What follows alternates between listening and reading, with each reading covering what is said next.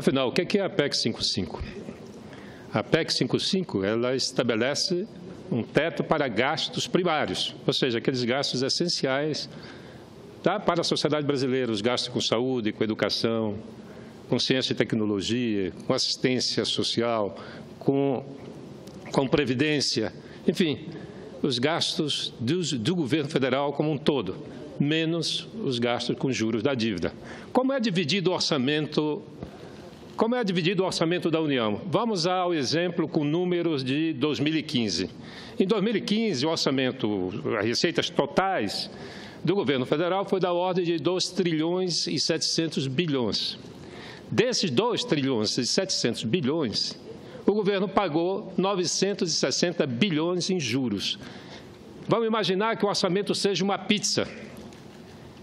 Um pedaço da pizza vai para a saúde, outro vai para a previdência, outro vai para a educação. O pedaço da saúde e da educação corresponde a 8%, a 2 pedaços de pizza corresponde a 8%, e os outros vão se dividindo, a previdência tem uma fatia maior, corresponde a 22%.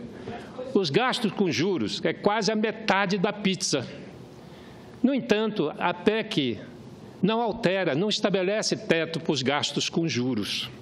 E é isso que me parece injusto. O que me parece injusto é que você determina o congelamento dos gastos com todas as outras despesas, vai ser um canibalismo dentro do governo nos próximos anos, porque a disputa por dinheiro vai ser muito grande. Enquanto isso, o que sobrar desses gastos primários com educação, saúde, vai tudo para pagamento de juros e serviços da dívida. Vocês terem uma ideia, em 2015, numa economia que decresceu 4 pontos percentuais, uma regressão brutal na economia, com milhões e milhões de desempregados, uma recessão total na economia. Os bancos lucraram, em 2015, 90 bilhões de reais. E aqui, nessa casa, só se fala do mercado. Só se fala do mercado financeiro. Aqui ninguém fala do mercado consumidor. A gente não vive de comer dinheiro. A gente vive de consumos de bens primários, de alimentação, vestuário, mas aqui só se fala do mercado, o mercado financeiro, tem que agradar o mercado financeiro. Olha, nós tivemos hoje uma audiência pública sobre swap cambial. Swap cambial é um contrato cambial que o governo faz com empresas e a gente não sabe quem são essas empresas, não é, para garantir a flutuação do preço do dólar. Eu fiquei muito impressionado com os prejuízos, presidente Paim. E de 2014 para 2015, em um ano, o prejuízo foi da ordem de 208 bilhões de reais em prejuízos. Isso tudo vai para a conta do orçamento, é pago por todos nós. O Banco Central dá prejuízo e nós pagamos a conta. E o pior dessa audiência pública, que foi convidado um representante do Banco Central. Eles se negaram a participar. Eles não têm nenhum respeito pelo Senado da República. Eles acham que não devem prestar contas a ninguém, porque não tem nada mais opaco na sociedade brasileira do que o Banco Central. Ninguém sabe quem são os rentistas, ninguém sabe em que eles consumiram 970 bilhões de reais. A lei da transparência, ela abrange todos os gastos primários do governo, todos. Qualquer, inclusive os nossos salários, se eu pego um táxi, está lá. Agora, 970 bilhões que o Banco Central pagou em juros da dívida em 2015, nós não temos direito em saber quem foram os recebedores desse dinheiro. E a lei é clara.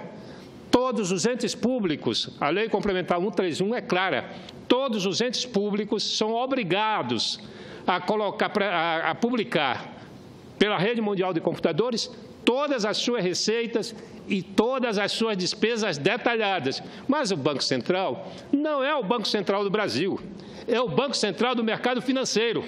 Ele só tem contas a prestar com o mercado financeiro. Nós, senadores, não temos nenhum recurso, nenhum direito de saber em que o Banco Central está gastando essa fortuna. E a PEC, é esse que eu não consigo me explicar. Senador Cassol, eu não tenho direito, porque eu estou Infelizmente não. Mas sempre abrindo para todo mundo a regra. Mas é uma comunicação diável. Eu recebi, inclusive, uma recomendação da mesa. Hoje nós estamos discutindo a PEC. A PEC 55.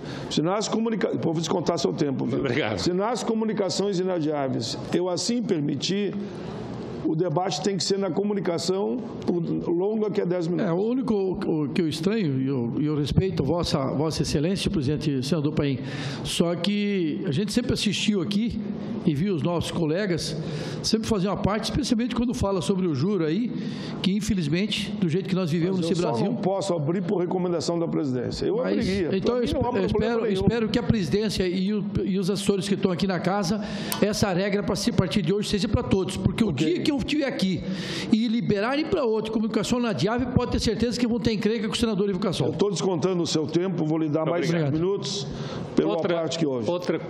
Outra coisa incompreensível da PEC 55 é que não só ela não estabelece teto de gasto por juros da dívida, mas ela estimula o endividamento, porque ela protege aquelas empresas não dependentes. As empresas não dependentes são aquelas que não dependem de fiscalização. Elas são independentes para emitir debêntures, que é proibido pela Lei de Responsabilidade Fiscal, mas dentro da PEC 55 vem uma proteção para seguir o endividamento, né, do povo brasileiro, porque esse endividamento não é do governo, esse endividamento é de cada cidadão e de cada cidadã. E, por último, senhor presidente, tem algo muito estranho. Só temos 2 fontes de investimentos públicos, de investimento no país. Ou ele é público e privado, ou público e privado. Na hora que você estabelece um teto corrigido pela inflação, o Estado deixa de contribuir para o crescimento da economia.